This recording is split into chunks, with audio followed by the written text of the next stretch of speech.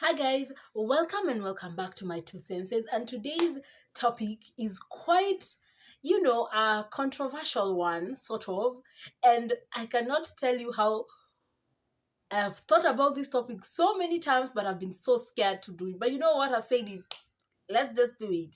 If hell breaks loose, then it does. It's the sooner the better, right? The earlier the sooner. The earlier the better. Okay? Yes.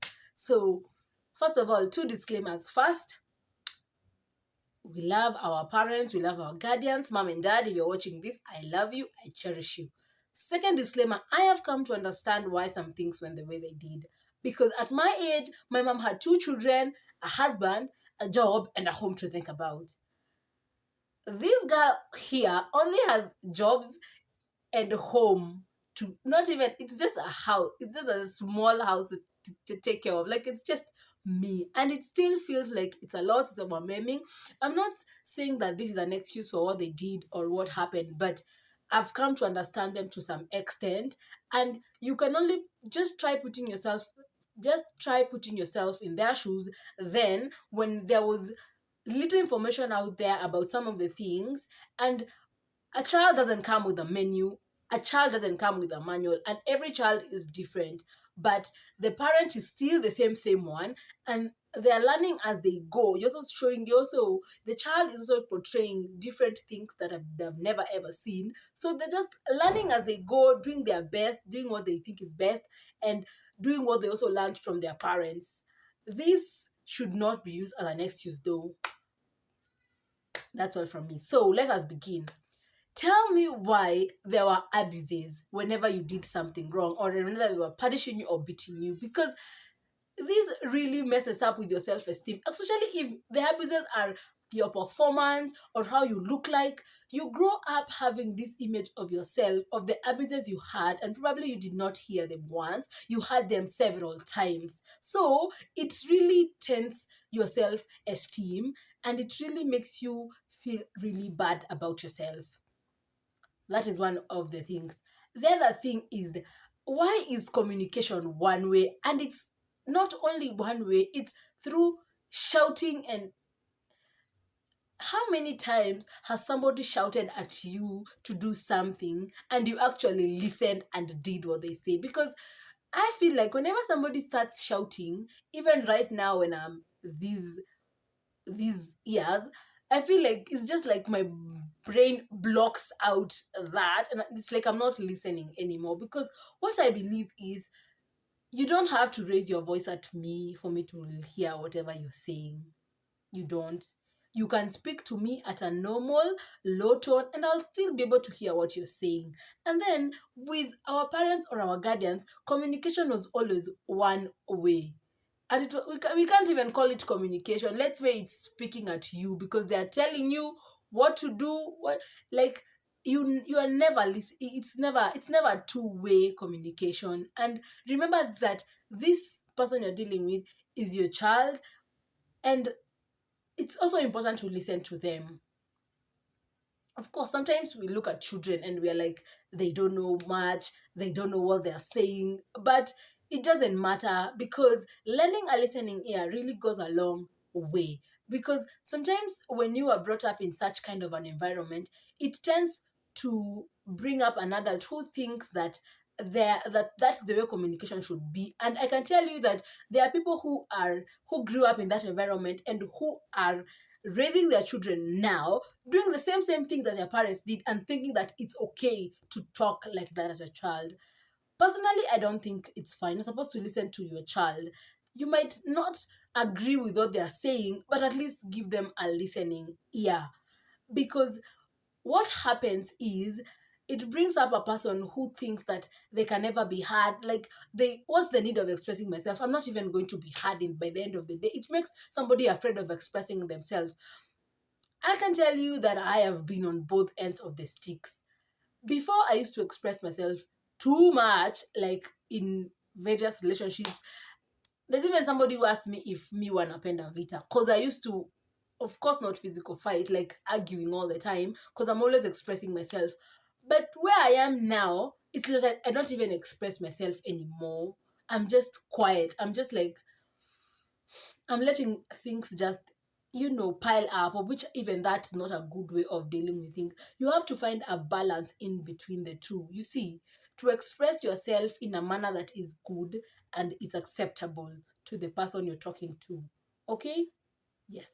The other one is, have you ever said minta jua, minta hama, and you are told like, sijue, siuende? Probably the parent didn't, or the guardian didn't mean it in that, like, I'm sure if there are cases where you said that, if there are cases where a guardian or a parent said that and the child actually committed suicide or ran away, they would have said that they really didn't mean that. They spoke out of anger or out of emotions, and that is not what they meant. But trust me, sticks and bone may break my body, but you can't forget words. Words can really pierce your heart and really hurt you. And I know there are people who don't think much about what words that people say, but think look at this situation in the sense that this is a child you're bringing up, and saying all these things, that is also going to affect the self-esteem. They're going to think they're loved and unwanted. I know our parents do love us, they just don't have the capacity to show it, and I also can't explain it how or why, but I also can't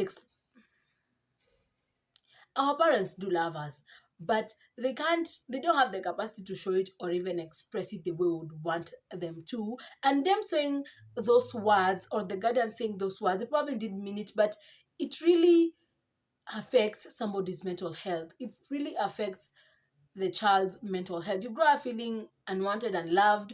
Of course, this goes both the people who are still adult, like I said in the other situation, who don't see this as a problem. This did not affect them. They grew up okay. And if these habits that your parents or your guardians did that were not right, and you still grew up to be okay, then well and good for you. And then there are cases where you didn't think that was an issue, you've taken that as normal, and you're probably going to raise your children that way. I would advise you to rethink that choice,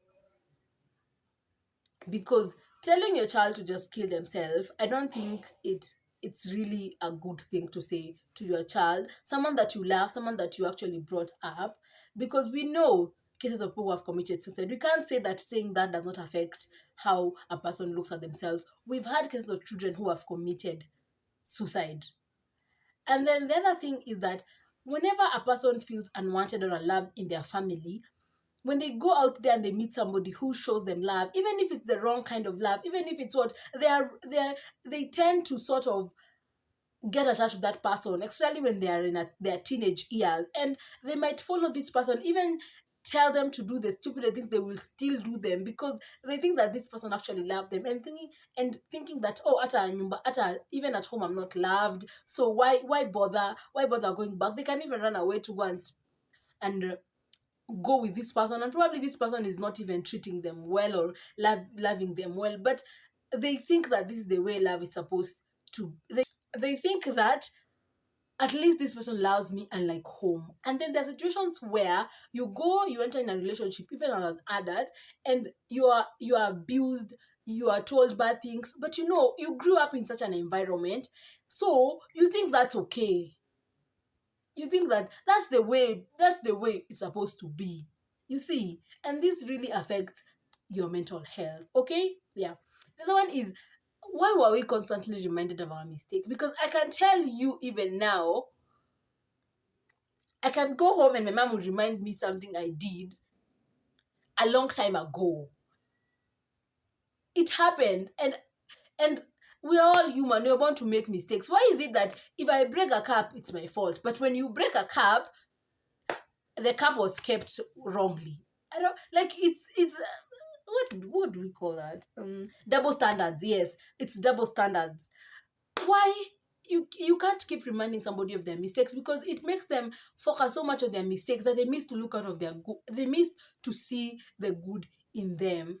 And what happens is that most of our parents or even our guardians, they're always looking for mistakes. And that really does not help the situation, because you grew up thinking that you're never good enough, that you're never gonna do it. Like, you're always not looking for mistakes. You're looking to perfect something instead of even focusing on the good that you have actually done. You see, constant reminder of mistakes and looking for mistakes only makes a person feel like they are not good enough and trying to perfect everything even when they are adults. And this does not help the student, because not every it can't be perfect all the time. And you make a mistake, it's okay to forgive yourself and to remind yourself that you are human, and to collect yourself and to just move and to learn from those mistakes. And also, there's so much good that you've done that you can look at instead of focusing on the mistakes, because really, what this does, it affects your self-esteem. You start thinking, oh, me, I'm a failure. You might even think you're a failure because of that. Yet indeed, it's because you're focusing on the mistakes. And this is because you were brought up in an environment where they kept on reminding you of your mistakes. They kept on telling you how, they kept on looking up just at the bad instead of looking at the good as well. And being uninvolved, we can really say that 70% of our parents or guardians are uninvolved with our lives when we were growing up, and even probably to some extent now. Like, they don't care about your feelings, they don't care how you're doing, they don't, because they feel like they're doing the other important things. And I'm not saying those other things are not important, because they're providing, they're doing all that, you see, and it's not bad. But what this does, that it makes a person feel like they need to be self-sufficient, that they cannot rely on anybody, that they just need, it's them and them alone.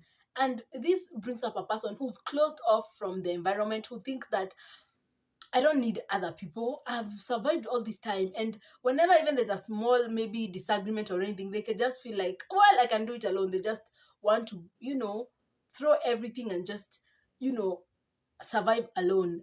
This also does another there's another side of the coin as well to this situation, where it brings up a person who wants so much to be involved with other people, that they feel like that is their identity. They feel like whenever they are not with somebody in a relationship or something, whenever, like, they need somebody. That's the thing. They are needy. They are needy all the time. And you can't be needy all the time, and you can't be closed off from everybody all the time. You have to find a balance between the two. The other one is that parents will never accept that they are wrong. I know some of you are going to have an issue with these, but we are all humans. You can't always be right about everything. You can't. It's just impossible. Especially if it's something about bringing up a child, you can't. And every child is different. So what you think is right with this child may not be right with the other child. So thinking that you're right all the time, that pride, I don't know if you're going to call it prideful nature, but it really does not help the situation, because most of the time you bring up a person who also thinks that that's the way it should be. And I'm sure there are people who are my age who are raising their children the same way. And my advice is, rethink your choice kindly. The other one is because they don't accept that they're wrong, they will never apologize. I might ask somebody how they would feel if their parents apologized. And from this person point of view is that they would think that their parents are weak. You see, those are the kind of people that were brought up, and that is one of the sides of the coin of bringing up me. That is one side of the coin of being brought up in such an environment. Apologizing is not weak. In fact, for you to apologize, it really takes a strong person. And I would think that that is what we want to implement in our children, so that they can also implement in their children, and even with other people. So I would say accepting that you are wrong and apologizing is a good habit, and it brings up a better adult. And yes, so that those are some of the habits that our parents, African and Kenyan parents and guardians, have practiced that affect our mental health, and some of them are being practiced up to now. And even people of my age who have their children, probably some of them are doing the same. And my advice to you is that if you are bringing up a child, I think you need to rethink some of the things that we do. You cannot implement everything that we saw with our parents. And it's because we've seen the kind of adults that have been brought up, people who are uninvolved, people who are unbothered by things, people who think that it's okay to bully others online. I'm not saying that people who act like that is because of their brain. Some of them, they're just generally terrible people. But it's clear that environment has a lot to do with how a person grows up to be.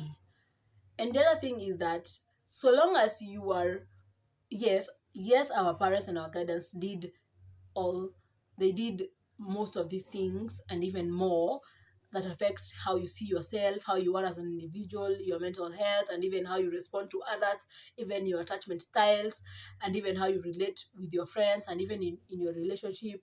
But it's upon your duty now, since you are over 20 and an adult, to try and rewrite those things, to try and unlearn some of the things, like accepting that you can actually be wrong, that you're not supposed to speak at your child, you're supposed to speak with your child.